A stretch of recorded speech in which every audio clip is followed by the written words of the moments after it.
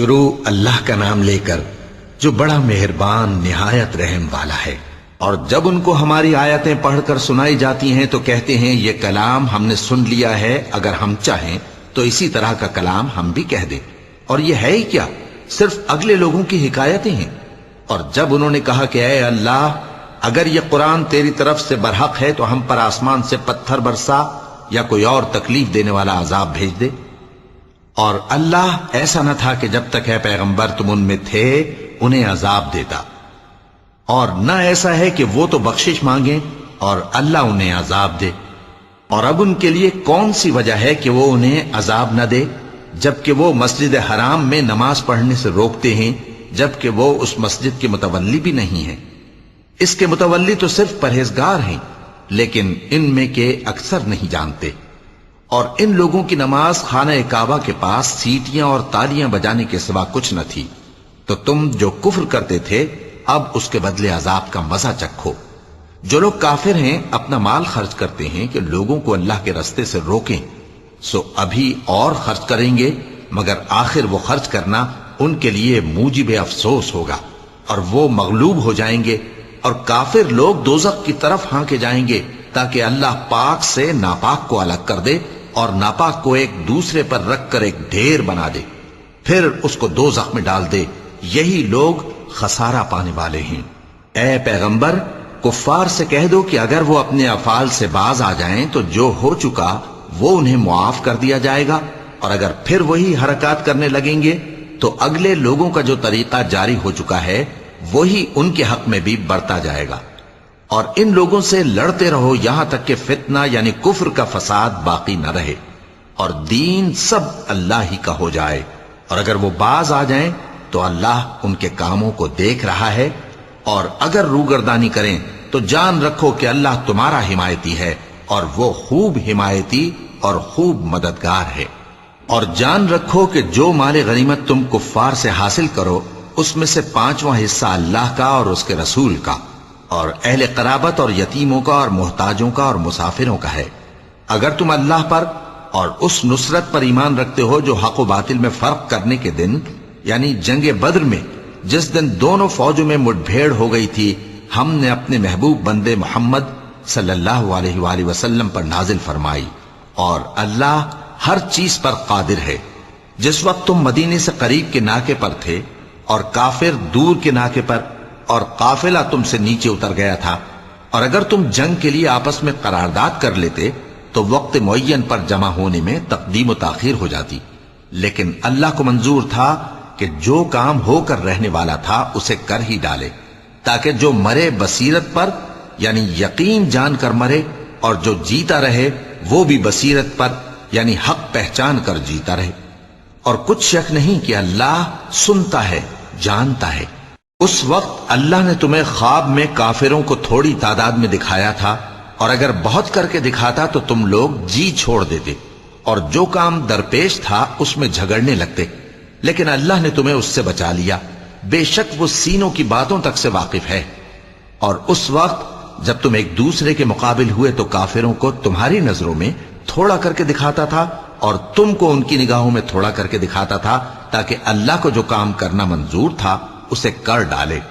اور سب کاموں کا رجوع اللہ ہی کی طرف ہے۔ مومنو، جب کفار کی کسی جماعت سے تمہارا مقابلہ ہو تو ثابت قدم رہو، اور اللہ کو بہت بہت یاد کرو تاکہ مراد حاصل کر لو، اور اللہ اور اس کے رسول کے حکم پر چلو، اور آپس میں جھگڑا نہ کرنا،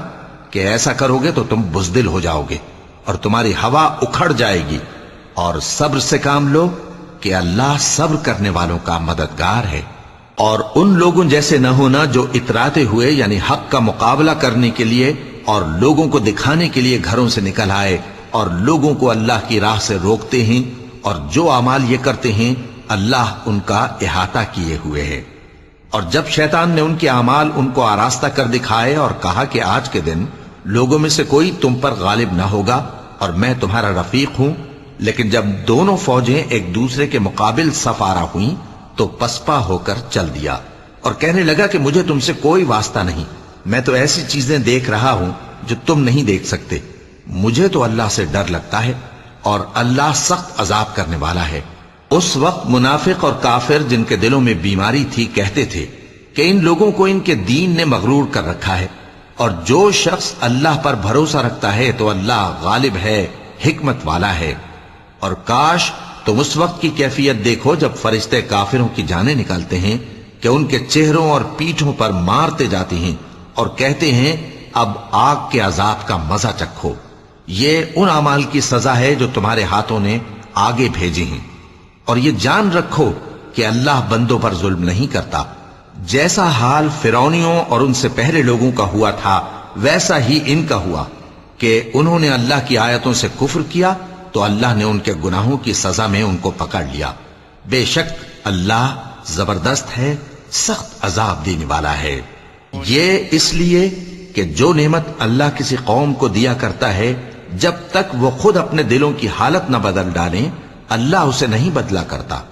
اور اس لیے کہ اللہ سنتا جانتا ہے۔ جیسا حال فرعونیوں اور ان سے پہلے لوگوں کا ہوا تھا ویسا ہی ان کا ہوا۔ انہوں نے اپنے پروردگار کی آیتوں کو جھٹلایا تو ہم نے ان کو ان کے گناہوں کے سبب ہلاک کر ڈالا اور فرعونیوں کو ڈبو دیا، اور وہ سب ظالم تھے۔ جانداروں میں سب سے بدتر اللہ کے نزدیک وہ لوگ ہیں جو کافر ہیں، سو وہ ایمان نہیں لاتے۔ جن لوگوں سے تم نے صلح کا عہد کیا ہے پھر وہ ہر بار اپنے عہد کو توڑ ڈالتے ہیں اور اللہ سے نہیں ڈرتے، اگر تم ان کو لڑائی میں پاؤ تو انہیں ایسی سزا دو کہ جو لوگ ان کے پس پشت ہوں وہ ان کو دیکھ کر بھاگ جائیں، عجب نہیں کہ ان کو اس سے عبرت ہو۔ اور اگر تم کو کسی قوم سے دغابازی کا خوف ہو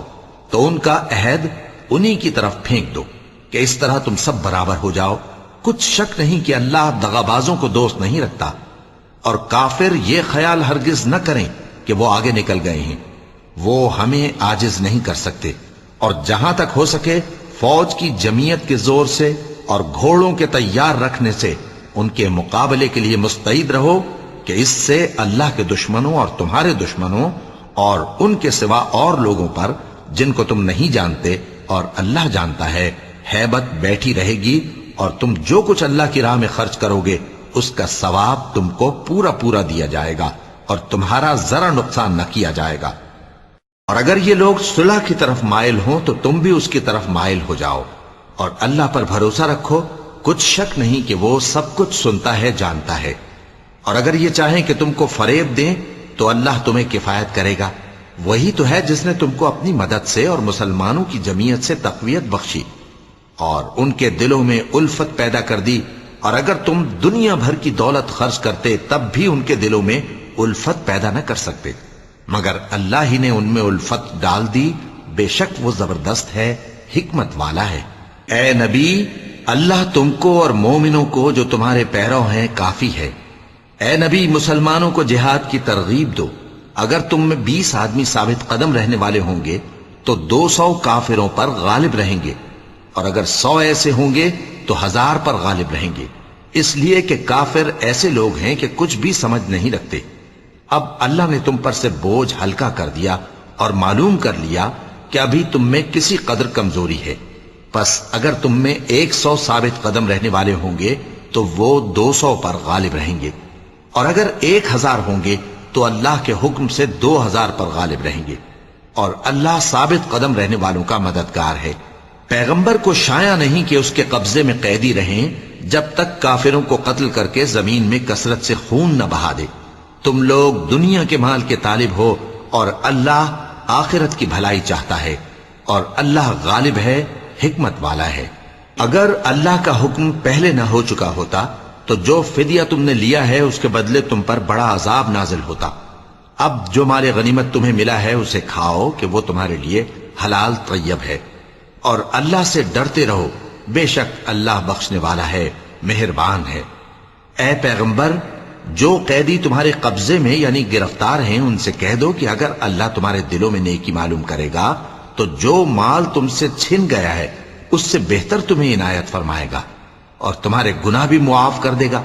اور اللہ بخشنے والا ہے، مہربان ہے۔ اور اگر یہ لوگ تم سے دغا کرنا چاہیں گے تو یہ پہلے ہی اللہ سے دغا کر چکے ہیں، تو اس نے ان کو تمہارے قبضے میں کر دیا، اور اللہ دانا ہے، حکمت والا ہے۔ جو لوگ ایمان لائے اور جنہوں نے ہجرت کی اور اللہ کی راہ میں اپنے مال اور جان سے لڑے وہ، اور جنہوں نے ہجرت کرنے والوں کو جگہ دی اور ان کی مدد کی وہ آپس میں ایک دوسرے کے رفیق ہیں۔ اور جو لوگ ایمان تو لے آئے لیکن ہجرت نہیں کی، تو جب تک وہ ہجرت نہ کریں تم کو ان کی رفاقت سے کچھ سروکار نہیں۔ اور اگر وہ تم سے دین کے معاملات میں مدد طلب کریں تو تم کو مدد کرنی لازم ہے، مگر ان لوگوں کے مقابلے میں کہ تم میں اور ان میں صلح کا عہد ہو مدد نہیں کرنی چاہیے، اور اللہ تمہارے سب کاموں کو دیکھ رہا ہے۔ اور جو لوگ کافر ہیں وہ بھی ایک دوسرے کے رفیق ہیں۔ تو مومنو، اگر تم یہ کام نہ کرو گے تو ملک میں فتنہ برپا ہو جائے گا اور بڑا فساد مچے گا۔ اور جو لوگ ایمان لائے اور وطن سے ہجرت کر گئے اور اللہ کی راہ میں جہاد کرتے رہے، اور جنہوں نے ہجرت کرنے والوں کو جگہ دی اور ان کی مدد کی، یہی لوگ سچے مسلمان ہیں۔ ان کے لیے اللہ کے ہاں بخشش اور عزت کی روزی ہے۔ اور جو لوگ بعد میں ایمان لائے اور وطن سے ہجرت کر گئے اور تمہارے ساتھ ہو کر جہاد کرتے رہے، وہ بھی تمہیں میں سے ہیں۔ اور رشتہ دار اللہ کے حکم کی روح سے ایک دوسرے کے زیادہ حقدار ہیں، کچھ شک نہیں کہ اللہ ہر چیز سے واقف ہے۔ اے اہل اسلام، اب اللہ اور اس کے رسول کی طرف سے ان مشرکوں سے جن سے تم نے عہد کر رکھا تھا بیزاری اور جنگ کی تیاری ہے۔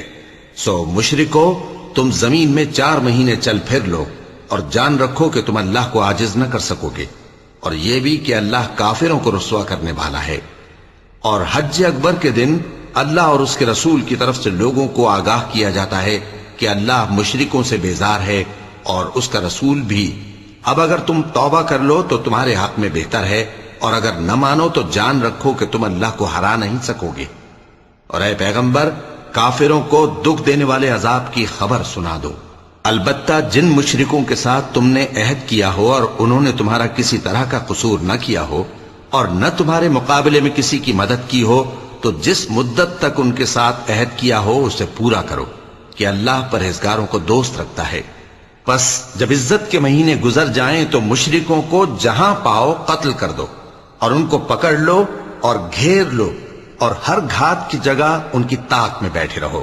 پھر اگر وہ توبہ کر لیں اور نماز قائم کرنے اور زکوٰۃ دینے لگیں تو ان کا رستہ چھوڑ دو، بے شک اللہ بخشنے والا ہے، مہربان ہے۔ اور اگر کوئی مشرک تم سے پناہ کا خواستگار ہو تو اس کو پناہ دے دو،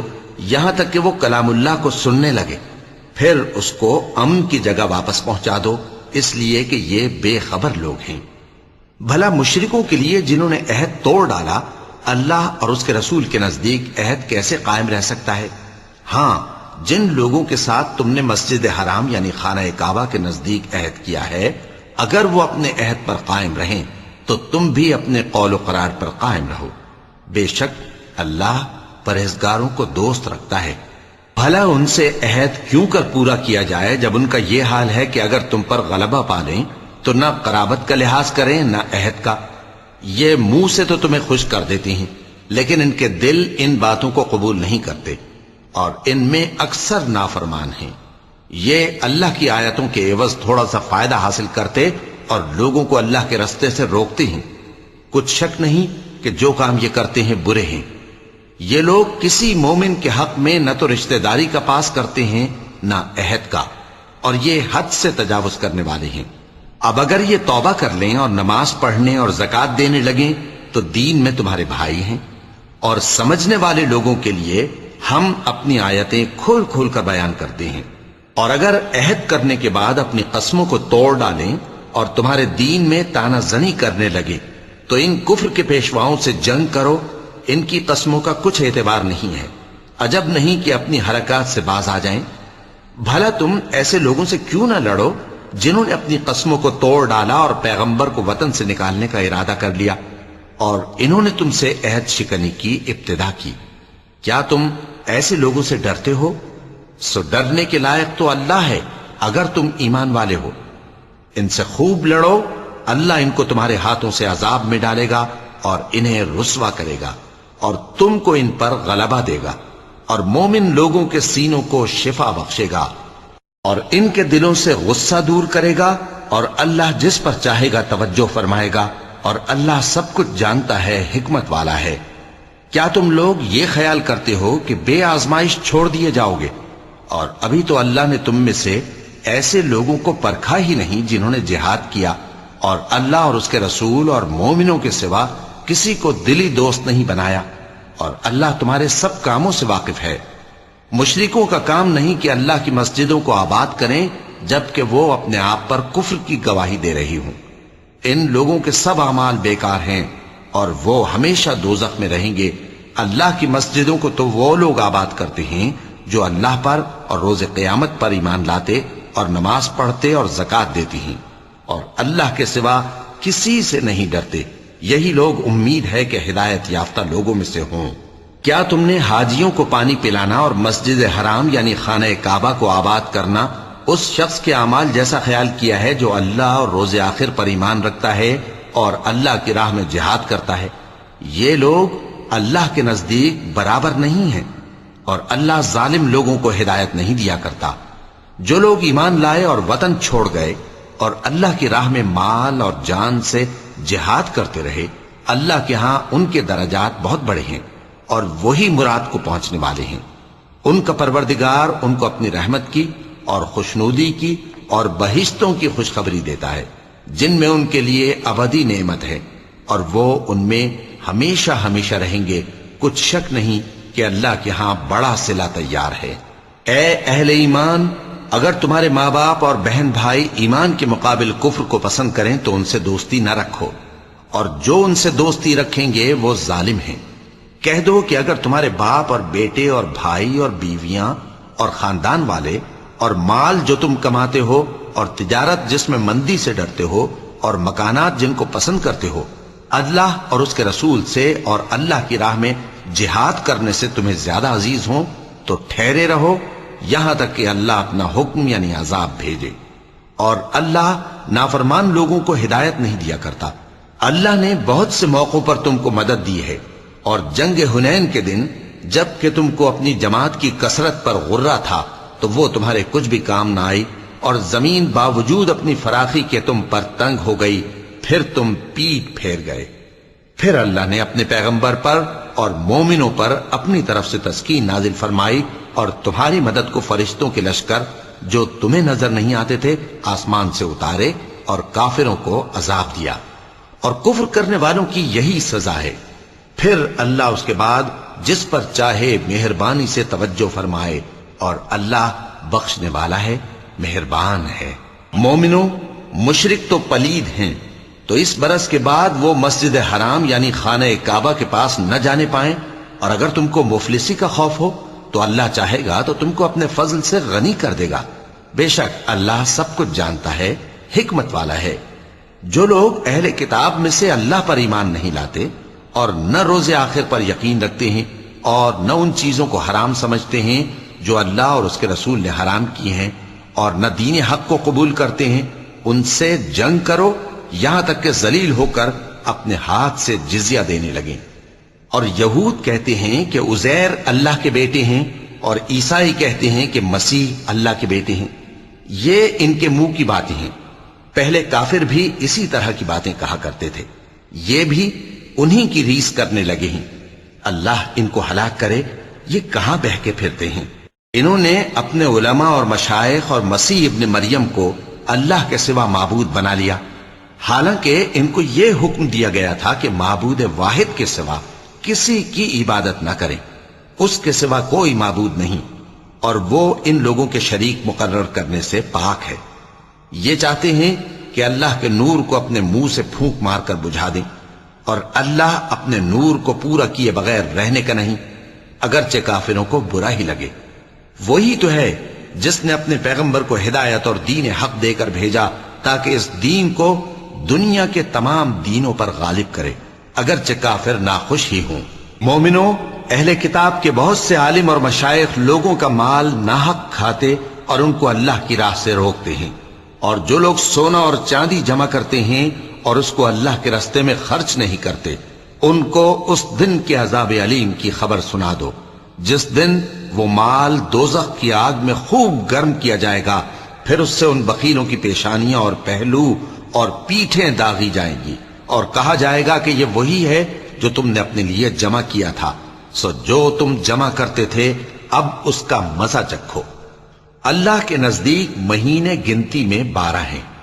اس روز سے کہ اس نے آسمان اور زمین کو پیدا کیا۔ اللہ کی کتاب میں سال کے 12 مہینے لکھے ہوئے ہیں، ان میں سے 4 مہینے ادب کے ہیں، یہی دین کا سیدھا رستہ ہے۔ تو ان مہینوں میں قتال ناحق سے اپنے آپ پر ظلم نہ کرنا، اور تم سب کے سب مشرکوں سے لڑو جیسے وہ سب کے سب تم سے لڑتے ہیں، اور جان رکھو کہ اللہ پرہیزگاروں کے ساتھ ہے۔ ادب کے کسی مہینے کو ہٹا کر آگے پیچھے کر دینا کفر میں بڑھ جانا ہے، اس سے کافر گمراہی میں پڑے رہتے ہیں۔ ایک سال تو اس کو حلال سمجھ لیتے ہیں اور دوسرے سال حرام، تاکہ ادب کے مہینوں کی جو اللہ نے مقرر کیے ہیں گنتی پوری کر لیں، اور جو اللہ نے منع کیا ہے اس کو جائز کر لیں۔ ان کے برے اعمال ان کو بھلے دکھائی دیتے ہیں، اور اللہ کافر لوگوں کو ہدایت نہیں دیا کرتا۔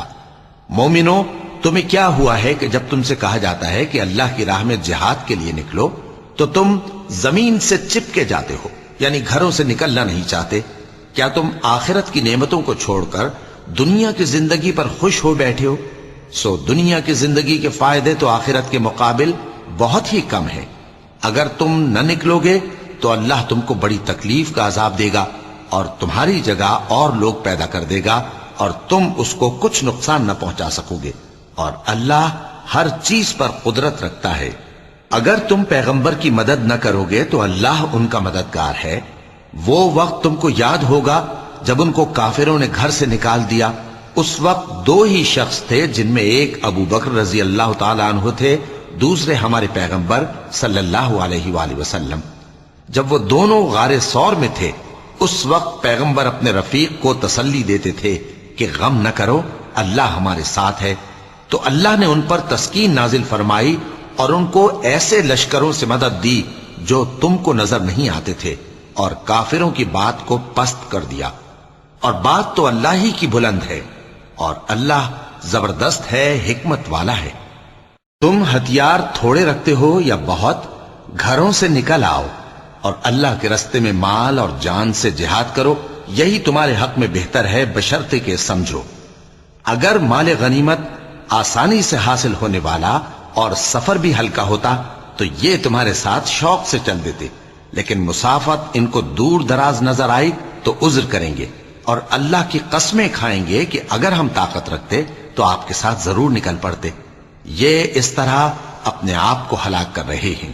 اور اللہ جانتا ہے کہ یہ جھوٹے ہیں۔ اللہ تمہیں معاف کرے۔ تم نے پیشتر اس کے کہ تم پر وہ لوگ بھی ظاہر ہو جاتے جو سچے ہیں، اور وہ بھی تمہیں معلوم ہو جاتے جو جھوٹے ہیں۔ ان کو اجازت کیوں دی؟ جو لوگ اللہ پر اور روز آخر پر ایمان رکھتے ہیں وہ تو تم سے اجازت نہیں مانگتے کہ پیچھے رہ جائیں، بلکہ چاہتے ہیں کہ اپنے مال اور جان سے جہاد کریں، اور اللہ پرہیزگاروں سے واقف ہے۔ اجازت وہی لوگ مانگتے ہیں جو اللہ پر اور روز آخر پر ایمان نہیں رکھتے اور ان کے دل شک میں پڑے ہوئے ہیں، سو وہ اپنے شک میں ڈاواں ڈول ہو رہی ہیں۔ اور اگر وہ نکلنے کا ارادہ کرتے تو اس کے لیے سامان تیار کرتے، لیکن اللہ نے ان کا اٹھنا اور نکلنا پسند ہی نہ کیا تو ان کو ہلنے جلنے ہی نہ دیا، اور ان سے کہہ دیا گیا کہ جہاں معذور بیٹھے ہیں تم بھی ان کے ساتھ بیٹھے رہو۔ اگر وہ تم میں شامل ہو کر نکل بھی کھڑے ہوتے تو تمہارے درمیان شرارت کرتے اور تم میں فساد ڈلوانے کی غرض سے دوڑے دوڑے پھرتے، اور تم میں ان کے جاسوس بھی ہیں، اور اللہ ظالموں کو خوب جانتا ہے۔ یہ پہلے بھی طالب فساد رہے ہیں اور بہت سی باتوں میں تمہارے لیے الٹ پھیر کرتے رہے ہیں، یہاں تک کہ حق آ پہنچا اور اللہ کا حکم غالب ہوا، اور وہ برا مانتے ہی رہ گئے۔ اور ان میں کوئی ایسا بھی ہے جو کہتا ہے کہ مجھے تو اجازت ہی دیجئے اور آفت میں نہ ڈالیے۔ دیکھو یہ آفت میں پڑ گئے ہیں، اور دوزخ سب کافروں کو گھیرے ہوئے ہے۔ اے پیغمبر، اگر تم کو آسائش حاصل ہوتی ہے تو ان کو بری لگتی ہے، اور اگر تم پر کوئی مشکل آ پڑتی ہے تو کہتے ہیں کہ ہم نے اپنا کام پہلے ہی درست کر لیا تھا، اور خوشیاں مناتے لوٹ جاتے ہیں۔ کہہ دو کہ ہم کو کوئی مصیبت نہیں پہنچ سکتی بجز اس کے جو اللہ نے ہمارے لیے لکھ دی ہو،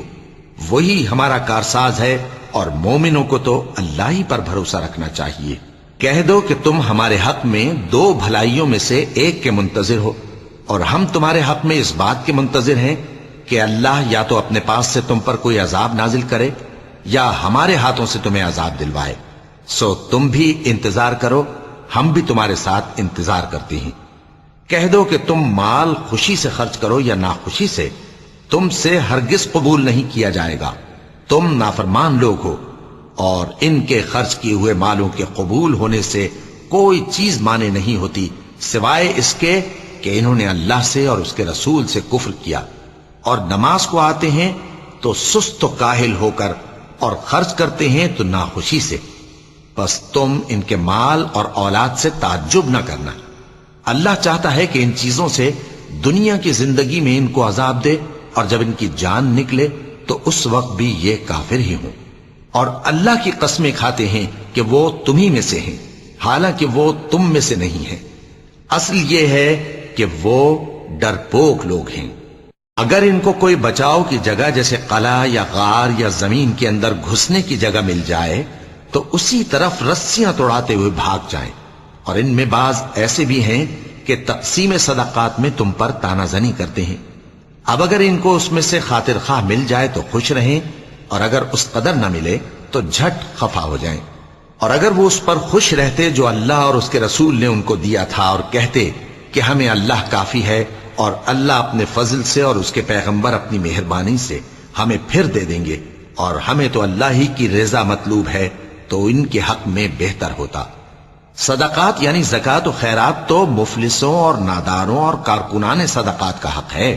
اور ان لوگوں کا جن کے دل جیتنا منظور ہے، اور غلاموں کے آزاد کرانے میں، اور قرض داروں کے قرض ادا کرنے میں، اور اللہ کی راہ میں، اور مسافروں کی مدد میں بھی یہ مال خرچ کرنا چاہیے۔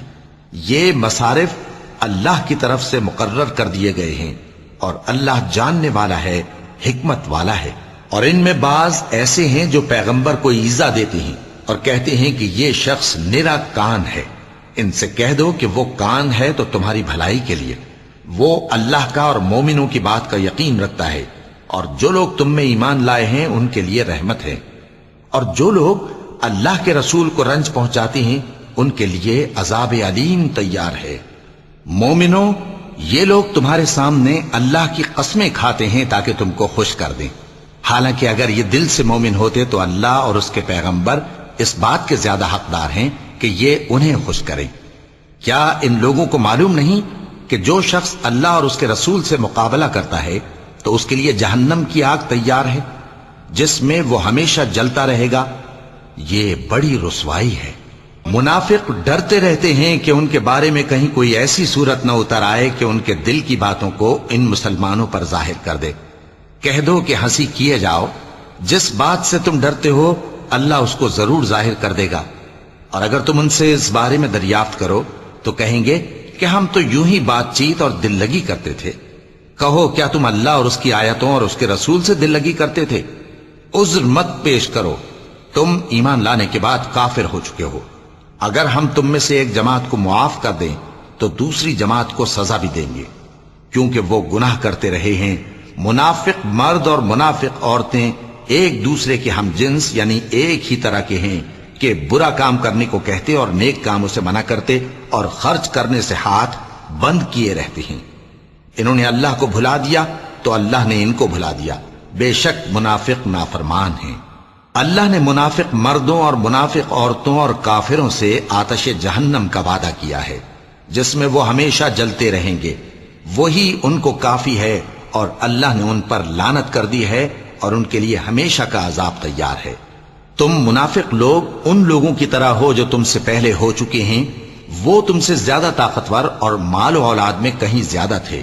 تو وہ اپنے حصے سے فائدہ اٹھا چکے، سو جس طرح تم سے پہلے لوگ اپنے حصے سے فائدہ اٹھا چکے ہیں اسی طرح تم نے اپنے حصے سے فائدہ اٹھا لیا، اور جس طرح وہ باطل میں ڈوبے رہے اسی طرح تم باطل میں ڈوبے رہے۔ یہ وہ لوگ ہیں جن کے اعمال دنیا اور آخرت میں ضائع ہو گئے اور یہی نقصان اٹھانے والے ہیں۔ کیا ان کو ان لوگوں کے حالات کی خبر نہیں پہنچی جو ان سے پہلے تھے، یعنی نوح اور عاد اور سمود کی قوم اور ابراہیم کی قوم اور مدین والے اور الٹی ہوئی بستیوں والے؟ ان کے پاس پیغمبر نشانیاں لے کر آئے، اور اللہ تو ایسا نہ تھا کہ ان پر ظلم کرتا، لیکن وہی اپنے آپ پر ظلم کرتے تھے۔ اور مومن مرد اور مومن عورتیں ایک دوسرے کے دوست ہیں کہ اچھے کام کرنے کو کہتے اور بری باتوں سے منع کرتے اور نماز پڑھتے اور زکات دیتے اور اللہ اور اس کے پیغمبر کی اطاعت کرتے ہیں، یہی لوگ ہیں جن پر اللہ رحم کرے گا۔ بے شک اللہ غالب ہے، حکمت والا ہے۔ اللہ نے مومن مردوں اور مومن عورتوں سے بہشتوں کا وعدہ کیا ہے جن کے نیچے نہریں بہہ رہی ہیں، وہ ان میں ہمیشہ رہیں گے، اور ابدی بہشتوں میں نفیس مکانات کا وعدہ کیا ہے۔ اور اللہ کی رضامندی تو سب سے بڑھ کر نعمت ہے، یہی بڑی کامیابی ہے۔ اے پیغمبر، کافروں اور منافقوں سے جہاد کرو اور ان پر سختی کرو، اور ان کا ٹھکانہ دوزخ ہے اور وہ بری جگہ ہے۔ یہ اللہ کی قسمیں کھاتے ہیں کہ انہوں نے تو کچھ نہیں کہا، حالانکہ انہوں نے کفر کا کلمہ کہا ہے اور یہ اسلام لانے کے بعد کافر ہو گئے ہیں، اور ایسی بات کا قصد کر چکے ہیں جس پر قدرت نہیں پا سکے۔ اور انہوں نے مسلمانوں میں عیب ہی کون سا دیکھا ہے سوائے اس کے کہ اللہ نے اپنے فضل سے اور اس کے پیغمبر نے اپنی مہربانی سے ان کو دولت مند کر دیا ہے۔ سو اگر یہ لوگ توبہ کر لیں تو ان کے حق میں بہتر ہوگا، اور اگر منہ پھیر لیں تو اللہ ان کو دنیا اور آخرت میں دکھ دینے والا عذاب دے گا، اور زمین میں ان کا کوئی دوست اور مددگار نہ ہوگا۔ اور ان میں بعض ایسے ہیں جنہوں نے اللہ سے عہد کیا تھا کہ اگر وہ ہم کو اپنی مہربانی سے مال عطا فرمائے گا تو ہم ضرور خیرات کیا کریں گے اور نیکوکاروں میں ہو جائیں گے، لیکن جب اللہ نے ان کو اپنے فضل سے مال دیا تو اس میں بخل کرنے لگے اور اپنے عہد سے روگردانی کر کے پھر بیٹھے۔ تو اللہ نے اس کا انجام یہ کیا کہ اس روز تک کے لیے جس میں یہ اللہ کے روبرو حاضر ہوں گے، ان کے دلوں میں نفاق ڈال دیا، اس لیے کہ انہوں نے اللہ سے جو وعدہ کیا تھا اس کے خلاف کیا، اور اس لیے کہ یہ جھوٹ بولتے تھے۔ کیا ان کو معلوم نہیں کہ اللہ ان کے بھیدوں اور مشوروں تک سے واقف ہے، اور یہ کہ اللہ غیب کی باتیں جاننے والا ہے؟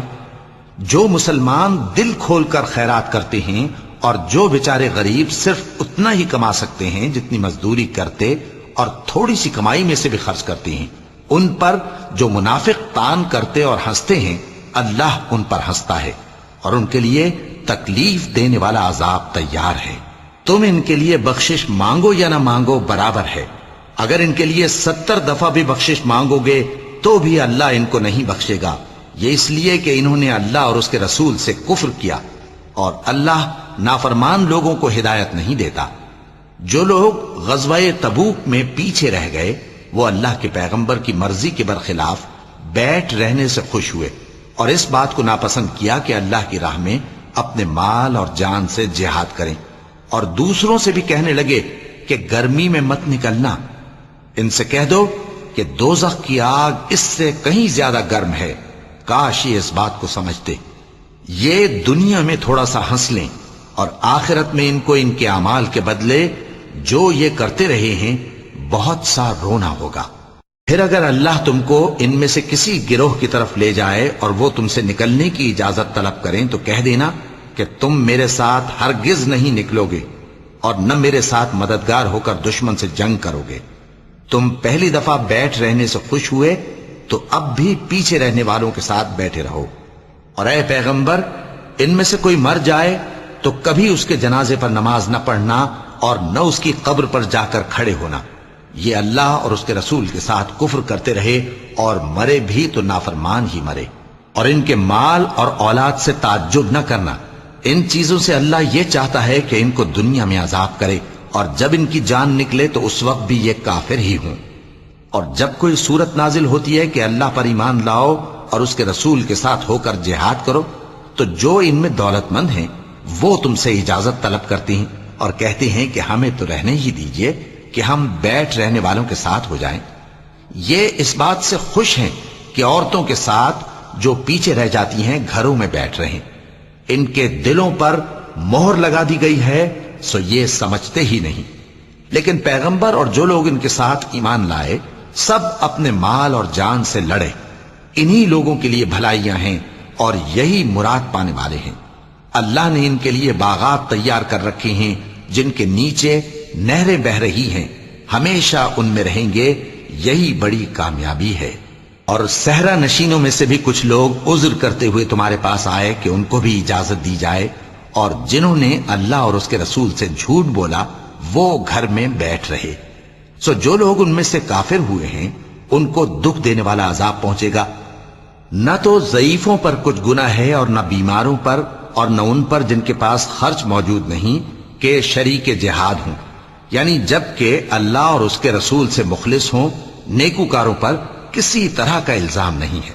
اور اللہ بخشنے والا ہے، مہربان ہے۔